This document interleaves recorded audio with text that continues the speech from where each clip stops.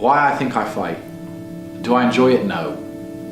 Do I enjoy training? No. Do I enjoy cutting weight? No.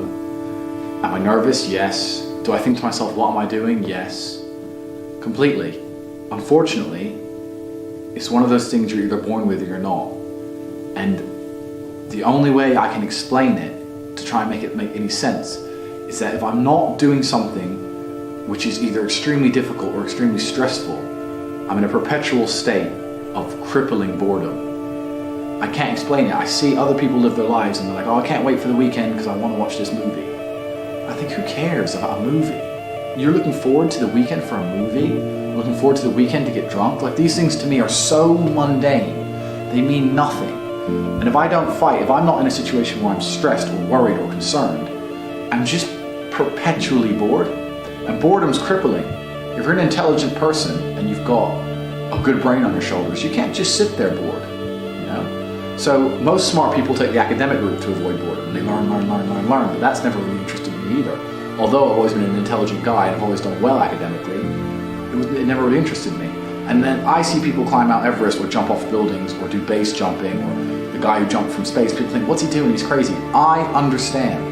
Because some people can't live normal lives. Some people cannot just function 9 to 5 office job, get drunk at the weekends.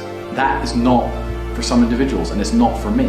So I have to find something which keeps me physically tired enough to stop me going AWOL, and mentally tired enough. And I've chosen fighting, because without this, when I'm not in training, I wake up every day and think, okay, what am I gonna do today? It's 9 a.m. on a Tuesday, I'm bored, everyone's at work, I'm bored, and I'll end up doing something crazy. I'll either end up drunk or on the Eurostar, or, you know, it's just a random lifestyle, because I'm constantly looking for never-ending entertainment, and it doesn't exist. I think the only thing that could stop me fighting is if I had enough money to constantly entertain myself. Unless I'm a billionaire, I need something that keeps me focused and keeps me occupied in life. With fighting, I have to train twice a day, and I have to train hard, and the stress it brings in every aspect can replace fun, and my mind is occupied. It occupies me. It's the only way I can try and explain it. It occupies me, and I could never stop doing this even if I lost 100 fights, because I'm not built to live a normal existence. I can't do it. I couldn't just have a kid with some girl and sit at home and work a little bit and relax. I've never relaxed in my entire life. I don't know what relaxing is. It's just not me.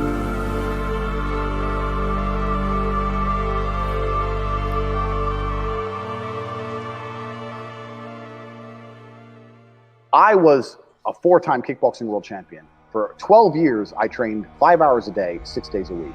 And I was motivated to train probably about 25% of the time. The rest of the time I went because I am disciplined. You don't feel like going through that shit on a Wednesday morning when you wake up, but you have to do it because you're disciplined. You're either a disciplined individual or you are not a disciplined individual. There's a difference between want and want. And I say this all the time. People say to me, I want to be rich. And I say, okay, well, I want to be able to ice skate, but I don't want to be able to ice skate enough to go learn how to ice skate because I can't be bothered. I mean, surely if I could click my fingers and be a figure skater, I'd click my fingers. Who wouldn't? But I don't want to actually go train because I don't want it enough. And this is the exact point with money. Everyone wants money put on their lap. If you truly wanted money, you wouldn't be able to sleep until you fucking had it. And this is the point. Because when I had nothing, I couldn't be distracted. You couldn't distract me from what I wanted. That's who I am. If I want something, I'm gonna get it. I do not need to be motivated. I'm a disciplined person. If I allocate X amount of time to work, I'm gonna do it. But that is the bottom line answer. It's discipline. You're gonna have to work when you don't feel like working. That's how it's gonna have to be, or you're never gonna be in it. One of the only things in this world you can control is your state of mind. You can't control the weather, you can't control other people, you can't even control your health. You might get a brain hemorrhage, or you might get hit by a bus.